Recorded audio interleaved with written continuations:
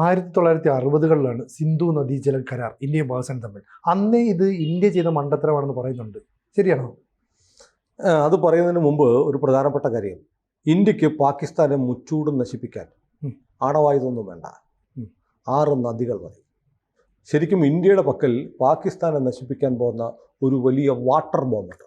അതാണ് ഈ 6 നദികൾ: സിന്ധു, ഝലം, ചേരബ്, രവി, ബീസ്, സത്ലജ്.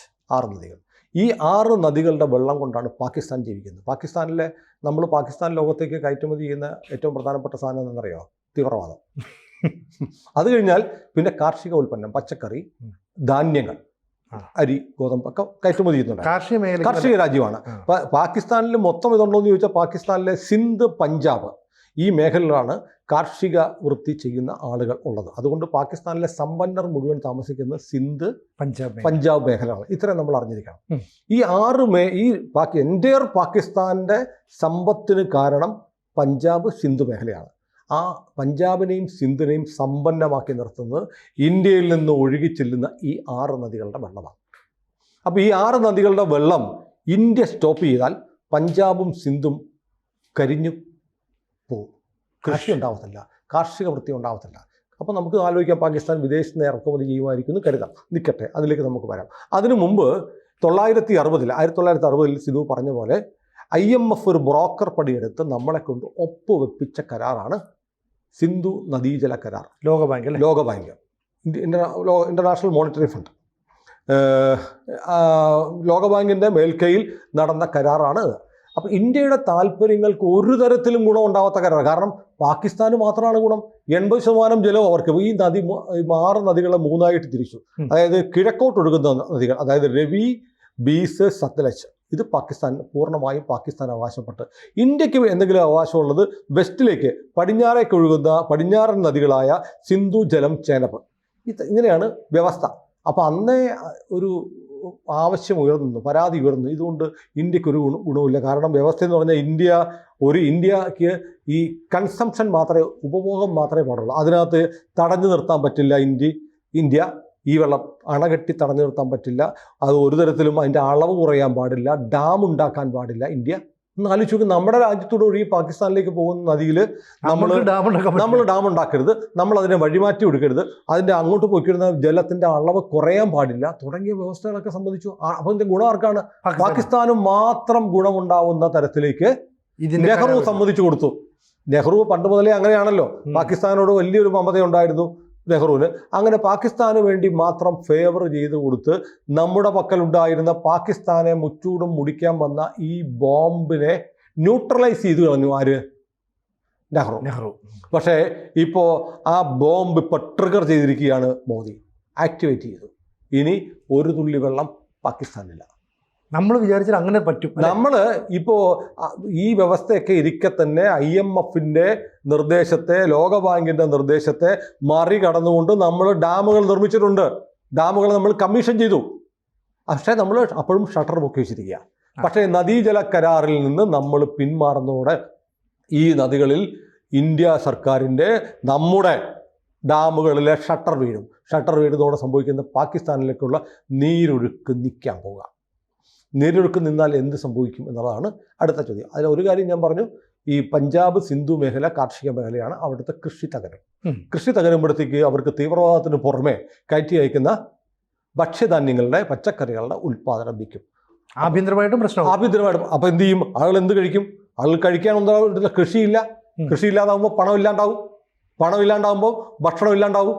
ഡാമുകളിലെ നീരൊഴുക്ക് നിറഞ്ഞാൽ വൈദ്യുതി ഇല്ലാണ്ടാവും, കറണ്ട് ഇല്ലാണ്ടാവും.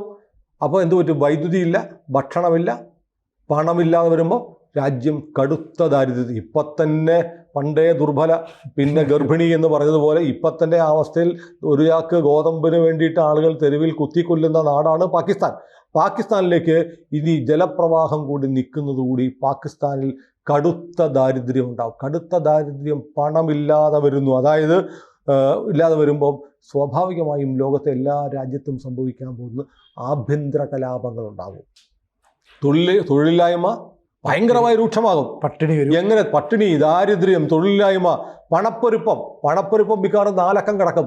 ഒരു ചാക്ക് നോട്ട് കൊടുത്താലും ഒരു കിലോ ഗോതമ്പ് പൊടി കിട്ടാത്ത അവസ്ഥ പാകിസ്ഥാനിലുണ്ടാവും.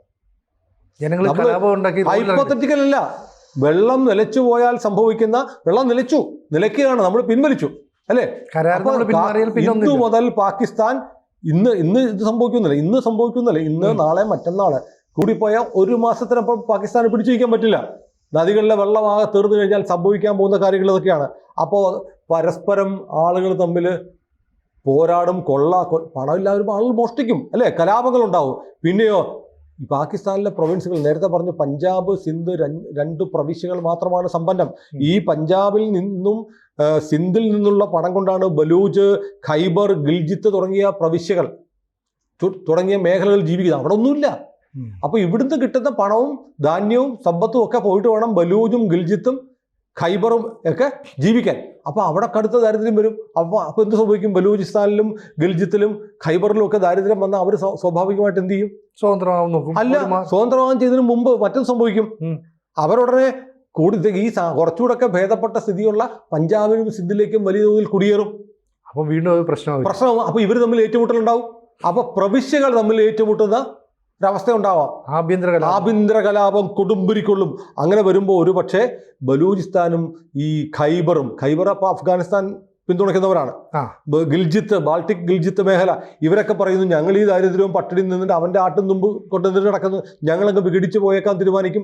പാകിസ്ഥാൻ ആർമിക്ക് ഈ കടുത്ത ആഭ്യന്തര കലാപം, കടുത്ത ദാരിദ്ര്യം, നാലക്കത്തിലെത്തുന്ന പണപ്പെരുപ്പം ഒക്കെ ഉള്ളപ്പോൾ ഇവരെ പോയിട്ട് ഇവർ വിഘടനവാദമായിട്ട് വിഘടിച്ചു പോകാൻ തയ്യാറായാൽ അതിനെ ചെറുക്കാൻ കഴിയാത്ത അവസ്ഥയുണ്ടാവും. അപ്പം അതീവ ഗുരുതരമായ പ്രശ്നത്തിലേക്ക് പോവുകയാണ്. ഇനി നോക്കൂ, അപ്പം വെള്ളമില്ലാതെ കുടിക്കാൻ വെള്ളമില്ലാതെ വരുമ്പോൾ സംഭവിക്കുന്ന 2 കാര്യങ്ങൾ സംഭവിക്കും. ഒന്ന്, ആളുകൾ ഭൂഗർഭജലം വല്ലാതെ ഉപയോഗിക്കാൻ തുടങ്ങും അല്ലേ. ഗ്രൗണ്ട് വാട്ടർ വെള്ളം എടുക്കും. അത് എടുത്തു കഴിഞ്ഞാൽ അത് റിപ്ലനിഷ് ചെയ്യണ്ടേ, വീണ്ടും അത് റീസൈക്കിൾ ചെയ്യണം. വെള്ളം വന്ന് ഭൂമിക്കടിയിലെ വെള്ളം മുഴുവൻ നമ്മൾ ഉപയോഗിച്ച് ആ വെള്ളം തീർന്നാൽ പിന്നെ എന്ത് ചെയ്യും? ആ വെള്ളം വീണ്ടും ഭൂമിക്കടിയിലേക്ക് കിട്ടുന്നത് എങ്ങനെയാണ്? മഴ പെയ്തിട്ടാണ്. ഈ പ്രദേശങ്ങളിലൊക്കെ പഞ്ചാബിനോടൊക്കെ രാജസ്ഥാനോടൊക്കെ ചേർന്ന പ്രദേശങ്ങൾ, മഴ എന്ന് പറയുന്ന സ്ഥലം ഒരു സംഭവം ഈ മേഖലയിൽ കിട്ടാറില്ല. അപ്പം ഭൂഗർഭജലം ഇല്ലാണ്ടാവും. രണ്ടാമത്തെ പ്രശ്നം, വെള്ളം ഇല്ലാണ്ടായാൽ സംഭവിക്കുന്നതെന്നറിയാമോ? വലിയ തോതിൽ രോഗങ്ങൾ ഉണ്ടാവും. പകർച്ചവ്യാധികൾ പടർന്നു പിടിക്കും.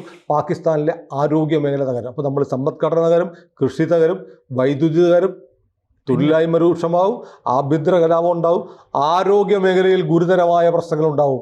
അങ്ങനെ പാകിസ്ഥാൻ സോമാലിയേക്കാൾ കഷ്ടത്തിലാകുന്ന ഒരു രാജ്യമായി മാറാൻ പോവുകയാണ്. പാകിസ്ഥാൻ നിലവിളിച്ചും മുട്ടിലിഴഞ്ഞ് നിറങ്ങി നടക്കുന്ന അവസ്ഥയിലേക്ക് പോവുകയാണ്. അപ്പോൾ ഇതൊക്കെ പറയുമ്പോൾ നമ്മൾ പറയുക ഇതൊക്കെ നടക്കുമോ? അപ്പോൾ ഈ നേരത്തെ ലോകബാങ്കും IMF ഒക്കെ പറഞ്ഞിട്ടാണ് ഈ കരാർ ഒപ്പിട്ടത്. പിന്നെ ഇവിടെ ഐക്യരാഷ്ട്രസഭയിലെ വെള്ളം കൊടുക്കുക എന്ന് പറഞ്ഞാൽ ലോകത്താരും സമ്മതിക്കത്തില്ല. അതൊക്കെ മനുഷ്യാവകാശ. ഇവിടെ കേരളത്തിൽ നിന്നുണ്ടാവും പാകിസ്ഥാന് വെള്ളം കൊടുക്കൂ ജാഥ, കൊച്ചിയിലൂടെ പോകും. അതെ, പാകിസ്ഥാന് വെള്ളം കൊടുക്കുന്ന പാകിസ്ഥാന്റെ വെള്ളം കൂടി മുട്ടിച്ച നരാധമൻ നരേന്ദ്രമോദിക്കെതിരെ ജാഥ കൊച്ചിയിൽ നടക്കും. അപ്പോൾ ലോകരാജ്യങ്ങളിൽ പലരും ഇടപെടും എന്ന് ചിലർ സ്വപ്നം കാണുന്നുണ്ടാവും. അങ്ങനെയൊക്കെ ഇടപെടുമായിരുന്നു ഇന്ത്യ, പഴയ ഇന്ത്യ ആയിരുന്നെങ്കിൽ. അപ്പോൾ ഏറ്റവും പ്രധാനപ്പെട്ട കാര്യമുണ്ടല്ലോ, ഇപ്പോൾ ഇന്ത്യ പറയും ഒരു കാര്യം ചെയ്യും, നിങ്ങൾ പാകിസ്ഥാന് കൊടുത്തില്ലെങ്കിൽ നിങ്ങൾ ഞങ്ങൾക്ക് ഉപരോധം ഏർപ്പെടുത്തും അല്ലേ. ഒരു കാര്യം ചെയ്യും, യൂറോപ്പ് ഇപ്പോൾ തണുത്ത് പറയ്ക്കാതിരിക്കുന്നത് എണ്ണ കിട്ടുന്നതുകൊണ്ടാണ്. എണ്ണ എവിടുന്ന് കിട്ടുന്നുണ്ട്? റഷ്യയിൽ നിന്ന് കിട്ടുന്നില്ല. റഷ്യൻ എണ്ണയാണ് യൂറോപ്യൻ രാജ്യങ്ങൾ ഉപയോഗിക്കുന്നത്. അത് കിട്ടിയില്ലേ നീയൊക്കെ തണുത്ത് മരച്ച് ചത്തുപോകും. ആ എണ്ണ തരുന്ന ആരാ? ഞാനാ, ഇന്ത്യ. ഞാൻ ഓയില് യൂറോപ്യൻ രാജ്യങ്ങളാണല്ലോ മനുഷ്യാവകാശം എന്ന് പറഞ്ഞ് വരുന്നത്. അപ്പോൾ മറ്റേ ഇംഗ്ലണ്ടിൻ്റെ കാര്യമൊക്കെ നമ്മൾ കാണുന്നുണ്ടല്ലോ, അവകാശം പറഞ്ഞ് അവൻ്റെ കടപ്പാടം പോയി. അപ്പോൾ ഇവന്മാരെല്ലാം കൂടെ വടിയും കുത്തിപ്പിടിച്ച് ഇന്ത്യക്കെതിരെ ഉപരോധവും ഭീഷണിയൊക്കെ ആയിട്ട് വരുമെന്ന് കരുതുന്നവരുണ്ടാവും. പക്ഷെ അങ്ങനെയൊന്നുമില്ല. അങ്ങനെ വരുമ്പോൾ ഇന്ത്യ പറയും, ഓക്കെ നീ ഞങ്ങളെ പൂട്ടാൻ നോക്ക്, ഒരു കാര്യം ചെയ്യ്, നീ തണുത്ത് വറച്ച് ചാകാതിരിക്കാൻ എണ്ണ റഷ്യയുടെ കയ്യിൽ നിന്ന് മേടിച്ചിട്ട് തരുന്ന ഞാൻ എണ്ണ തരുന്നില്ലടേ. എന്ത് ചെയ്യും? ഒന്നും ചെയ്യാനില്ലെന്ന് മാത്രമല്ല, ഇന്ത്യ ഞാൻ പറയട്ടെ, ഈ പണ്ടൊക്കെ ആണെങ്കിൽ ഒരു രോഗ സമ്മർദ്ദം വന്നാൽ ഇന്ത്യക്ക് കീഴടങ്ങിയ നിവൃത്തി ഉണ്ടായിരുന്നുള്ളൂ. ഇനി മറ്റൊന്നുകൂടിയുണ്ട്. ലോകത്തെ ഏറ്റവും വലിയ ക്രൈസിസ് ആയിരുന്നു കോവിഡ് അല്ലേ. അതെ, കോവിഡ് എന്ന് വന്ന് ലോകരാജ്യങ്ങൾ, ഐക്യരാഷ്ട്രസഭയിലാണ് 200 താഴെ രാജ്യങ്ങളേ ഉള്ളൂ. അപ്പോൾ ഈ രാജ്യങ്ങളെല്ലാം വിഷമിച്ച്, അതിനകത്ത് പലതും ശക്തിയുള്ള രാജ്യങ്ങൾ കുറവാണ്, പക്ഷെ എണ്ണം കാട്ടുമ്പോൾ ഞങ്ങൾ 100 പേര് ആവശ്യപ്പെടുന്നു എന്നൊക്കെ പറയുമ്പോൾ ബലം ഉണ്ടായിരുന്നു. ആ 100 പേരൊന്നും ഇന്ത്യക്കെതിരെ നിൽക്കില്ലെന്ന്. ഇവനൊക്കെ രോഗം വന്ന് ചാകാൻ കിടന്നപ്പോൾ, ലോകരാജ്യങ്ങൾ ചാകാൻ കിടന്നപ്പോൾ ഫ്ലൈറ്റ് കയറ്റി കോവിഡ് വാക്സിൻ കൊടുത്തത് ആരാണ്? ഇന്ത്യയാണ്. മമത ഉണ്ടാവും കുറച്ച് പേർക്കെങ്കിലും ഉണ്ടാവും. പിന്നെ ട്രംപ് മോദി ഇഷ്ടമുള്ള ചെയ്യുമെന്ന് പറയാണ്. ഇസ്രയേൽ നമ്മുടെ കൂടെയാണ്, പുടിൻ നമ്മുടെ കൂടെയാണ്. പിന്നെ ആര്? ചൈനയോ? ചൈനയ്ക്ക് ലോകരാജ്യങ്ങൾക്കുള്ളിൽ എത്ര സ്വാധീനമുണ്ട്? അപ്പോൾ പഴയ ഇന്ത്യയൊന്നുമല്ല ഇപ്പോഴത്തെ ഇന്ത്യ. മാത്രമല്ല, ലോകത്തെ 20 രാജ്യങ്ങൾ അവരുടെ രാജ്യത്തെ പരമോന്നത സിവിലിയൻ ബഹുമതി കൊടുത്ത് ആദരിച്ചിരിക്കുന്ന പ്രധാനമന്ത്രി ആരെന്നറിയോ? നരേന്ദ്രമോദി എന്നാണ്. UAE ഉൾപ്പെടെ, സൗദി ഉൾപ്പെടെ, അറബ് രാജ്യങ്ങളുടെ പോലും കണ്ണിലുണ്ണിയായിട്ട്. അപ്പോൾ ആർക്കും ഇന്ത്യ ഈ ഒരു നിലപാടെടുത്താൽ കുറ്റം പറയാൻ പറ്റില്ല. കാരണം ഇന്ത്യ ക്ഷമിച്ച് സഹിച്ച് ഭിത്തിയോട് ചേർന്ന് കഴിഞ്ഞു, അല്ലേ? 3 യുദ്ധങ്ങളുണ്ടായി. 3 യുദ്ധങ്ങളുണ്ടായപ്പോഴും നമ്മൾ എന്ത് ചെയ്തില്ല? ഈ നദീജല കരാർ റദ്ദാക്കിയില്ല. നിങ്ങൾ മുംബൈ ഭീകരാക്രമണം നടത്തി, നമ്മൾ ചെയ്തില്ല. നിങ്ങൾ ഇന്ത്യയുടെ പാർലമെന്റ് ആക്രമിച്ചു, നമ്മൾ ചെയ്തില്ല.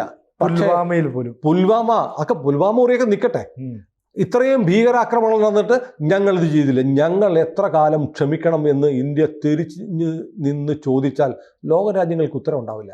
കാരണം ഇന്ത്യ സഹിക്കാവുന്നതിൻ്റെ പരമാവധി സഹിച്ചു. ഇനിയിപ്പോൾ പഴയ ഇന്ത്യ അല്ല ഇപ്പോഴത്തെ ഇന്ത്യ. നമ്മുടെ രാജ്യം ഭരിക്കുന്ന നേതാക്കന്മാർ അതിനുള്ള കപ്പാസിറ്റി ഉള്ളവരാണ്. അല്ലെങ്കിൽ 2 മണിക്കൂറിൻ്റെ മീറ്റിംഗും ഉണ്ട്. തീരുമാനമെടുത്തെന്ന് മാത്രമല്ല, തീരുമാനം എടുക്കും മുമ്പ് കേന്ദ്ര സുരക്ഷാകാര്യ മന്ത്രിസഭാ യോഗമാണല്ലോ ചേർന്ന്, സുരക്ഷാകാര്യ സമിതി ചേർന്ന് ഈ തീരുമാനം എടുക്കും മുമ്പേ ഇത് വാർത്ത വന്നു, അല്ലേ? എങ്ങനെയാ കേന്ദ്ര സർക്കാർ അതീവ രഹസ്യമായി തീരുമാനിക്കാൻ പോയതാണെങ്കിൽ അതിനും മണിക്കൂറുകൾക്ക് മുമ്പ് നദീജല കരാർ റദ്ദാക്കുന്നുള്ള വാർത്ത എങ്ങനെ വന്നത്? ചോർത്തി കൊടുത്തു. ഞങ്ങളിത് ചെയ്യാൻ പോവുകയാണെന്ന് നമ്മൾ ലോകത്ത് ചർച്ചയാക്കാൻ വിട്ടുകൊടുത്തതിന് ശേഷമാണ് വൈകിട്ട് 6 മണിക്ക് തീരുമാനമെടുത്തത് എന്ന് പറഞ്ഞാൽ പറയേണ്ടവരോടൊക്കെ പറഞ്ഞിട്ട് തന്നെയാണ് ഈ തീരുമാനമെടുത്തത്. ഇനി പാകിസ്ഥാൻ കണ്ട് നെകളിക്കുന്ന കുറേ ആളുകളുണ്ടല്ലോ, ഹമാസിനെ കണ്ട് പാകിസ്ഥാനെ കണ്ട് കുന്തളിക്കുന്ന ആളുകൾക്ക് ഇനി കണ്ണീരിൻ്റെ വിലാപത്തിൻ്റെ കാര്യമാണ്. ഇന്ത്യ ഒരിക്കൽ കൂടി തെളിയിച്ചിരിക്കുന്നു, ഇന്ത്യ കഴിഞ്ഞ 70-76 വർഷം കണ്ട ഇന്ത്യ അല്ല ഇന്നത്തെ ഇന്ത്യ. ഇന്ത്യ ചെയ്യാൻ ഉറച്ചാൽ ഇന്ത്യ ചെയ്തു കാണിക്കും. മാത്രം ഇത് നമ്മൾ വിചാരിക്കുന്ന പോലെയല്ല. ഒരു യുദ്ധം സൈനിക ആക്രമണത്തെക്കാളും എത്രയോ മാരകമാണ്. അപ്പോൾ ഒരു തുള്ളി രക്തം ചെയ്യുന്നത്, അത് ഒരു വെടിക്കോപ്പ് പോലും. ഈ പാകിസ്ഥാനെ തകർത്ത് തരിപ്പണമാക്കുന്ന തീരുമാനമാണ് നദീജല കരാർ റദ്ദാക്കുന്ന ഈ തീരുമാനം. ഇത് നമ്മുടെ നാട്ടിലുള്ള ആളുകൾ മനസ്സിലാക്കിയിട്ടുണ്ടോ എന്നറിയില്ല. അത് മനസ്സിലാകാൻ വേണ്ടിയിട്ടാണ് ഏറ്റവും സിമ്പിളായി, ഏറ്റവും ലളിതമായി നമ്മൾ പറഞ്ഞത്. അപ്പോൾ എനിക്ക് തോന്നുന്നു പ്രേക്ഷകർക്ക് ഇത് കഴിയുമ്പോൾ അത്യാവശ്യം ഒരു ധാരണ കിട്ടിക്കാണും. ഇതാണ് ശരി. ഏതൊരു യുദ്ധത്തെക്കാളും മാരകമായ, ഏതൊരു ബോംബിനേക്കാളും മാരകമായ വാട്ടർ ബോംബാണ് ഇന്ത്യ പൊട്ടിച്ചിരിക്കുന്നത്. കൂടുതൽ വാർത്തകളും വിശേഷങ്ങളും നിങ്ങളിലേക്ക് എത്താൻ ABC മലയാളം സബ്സ്ക്രൈബ് ചെയ്യുക, ബെൽബട്ടനും അമർത്തുക.